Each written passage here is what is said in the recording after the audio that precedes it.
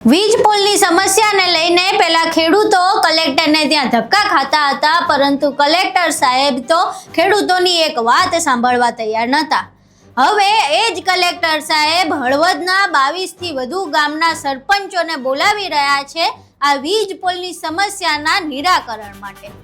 એમનું કહેવું એવું છે કે હવે આ જે આખી સમસ્યા છે તેને લઈને ખેડૂતો જે માંગ કરી રહ્યા છે અમે સાંભળવા તૈયાર છીએ, પરંતુ ખેડૂતોનું કહેવું એવું છે કે જે પ્રમાણે એ વાત કરી રહ્યા છે એવું કશુંય મળ્યા પછી જોવા નથી મળ્યું। આખી ઘટના શું છે, શા માટે ખેડૂતોને કલેક્ટરનું તેડું આવ્યું છે, તમામ વિશે વિગતે ચર્ચા કરવી છે। નમસ્કાર, તમે જોઈ રહ્યા છો ચક્રવાત ન્યૂઝ, હું આપની સાથે હેમંત।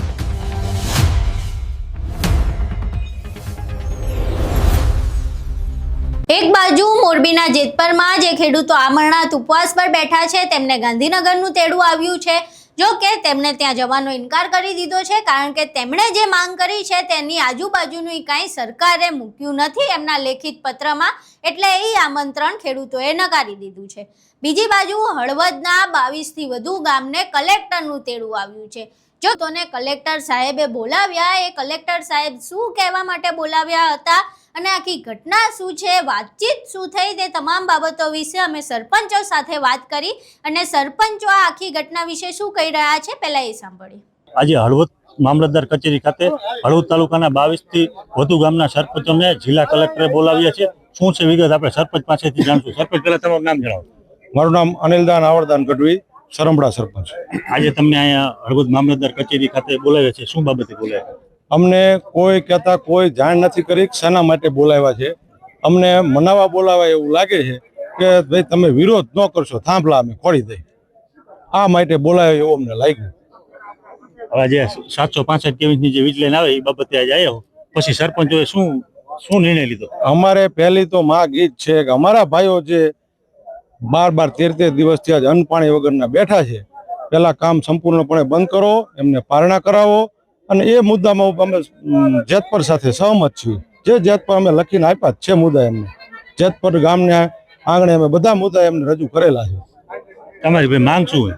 અમારી માંગ એ જ છે પહેલી તો કે જેતપુર વાળાને પારણા કરાવો। આપણી સાથે બીજા દેવીપુરના સરપંચ આપણે એમની સાથે ચર્ચા કરીશું। તમારું નામ જણાવો સરપંચ। મારું નામ રમેશભાઈ સોનગરા, દેવીપુર સરપંચ। આજે તમે હળવદ મામલતદાર કચેરી ખાતે આવ્યા, શું નિર્ણય?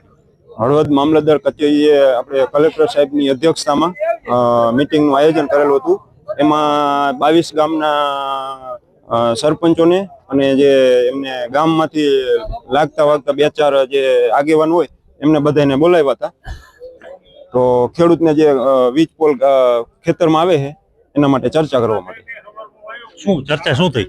ચર્ચા હજી સુધી કંઈ થઈ નથી, પણ બધા સરપંચનું કહેવાનું એવું થાય છે કે આપણે અંદર ઓફિસમાં જઈને મિટિંગ નથી કરવી, આપણે બહાર ખુલ્લામાં રહીને જ બધી જે ચર્ચા થાય કરવી છે। અને અમારો તો પહેલો ધ્યેય એવો જ છે, બધા સરપંચ, મારા એક નહીં, બધા સરપંચ જેતપુર જે આંદોલન ચાલુ છે એ આંદોલનને અહીંયા પારણા કરાવે, પછી જ આપણે આગળ જે કંઈ કાર્ય કરવાનું થાય એ કરવું। ટૂંકમાં માંગ તો તમારી એવી છે ને કે જે જેતપુરનો નિર્ણય આવે, હળવદ તાલુકા જે જેતપુરનો નિર્ણય આવે એ અમને માન્ય છે, અને સરકારશ્રીને અને અધિકારીશ્રીને અમે એવી નમ્ર વિનંતી છે કે જે અત્યારે કામ ચાલુ છે એ તો પહેલા તાત્કાલિક ધોરણે બંધ કરાવે, પછી જ આગળની જે વાતચીત કરવાની, વળતરનો એ મુદ્દો પછી જ છે। પણ પહેલા તો આપણે જેતપુર જે 13 દિવસથી આ 13મો દિવસ છે એ ભૂખા એક અન્નનો દાણો મોઢામાં નથી નાખ્યો, અને અમને અહીંયા બોલાવે તો એ વ્યાજબી નથી એમ। અહીં તમે ગામના સરપંચોને સાંભળ્યા, તેમનું સ્પષ્ટપણે એવું કહેવું છે કે હવે જેતપરના ખેડૂતોને પારણા કરાવે ત્યારબાદ બીજી બાબત ઉપર ચર્ચા થશે। જેતપરના ખેડૂતોની જે 6 માંગ છે એ જ માંગ આ ખેડૂતોની પણ છે, એટલે જો એ 6 માંગ ઉપર ચર્ચા થશે, એ 6 માંગ પૂરી થશે અને જેતપરના ખેડૂતો પારણા કરશે ત્યારબાદ આ બધી બાબતોની ચર્ચાઓ થશે।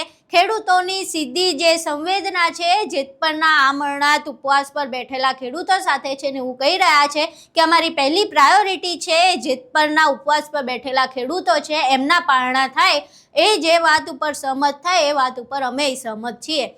હવે આખી ઘટનાને લઈને કલેક્ટરે તેડું મોકલ્યું, કલેક્ટર સાથે વાતચીત થઈ, પરંતુ કોઈ નિકાલ આવ્યો નથી, આ આખી સમસ્યાનું કોઈ નિરાકરણ આવ્યું નથી। હવે જેતપરના ખેડૂતો ક્યારે ગાંધીનગર જાય છે કે પછી ગાંધીનગરથી ખેડૂતો માટે જે નેતાઓ છે, અધિકારીઓ છે, જેતપર આવે છે એ જોવું રહ્યું. જેતપરના ખેડૂતો છેલ્લા 12-13 દિવસથી આમરણાત ઉપવાસ પર છે અને હજુ સુધી તેમના પારણા કરાવવા માટે જે પ્રયાસો થવા જોઈએ એ હદના પ્રયાસો નથી થઈ રહ્યા.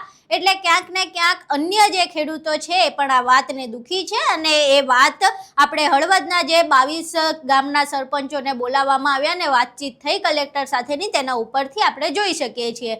હવે આ વીજ પોલની જે સમસ્યા છે તેનું નિરાકરણ ક્યારે આવે છે, સરકાર ખેડૂતો સામે ઝૂકે છે કે કેમ, આ તમામ બાબતોના પ્રશ્નો હજુ ઊભા છે. આખો વિડીયો તમે જોયો, ખેડૂતોને સાંભળ્યા, સરપંચોને સાંભળ્યા.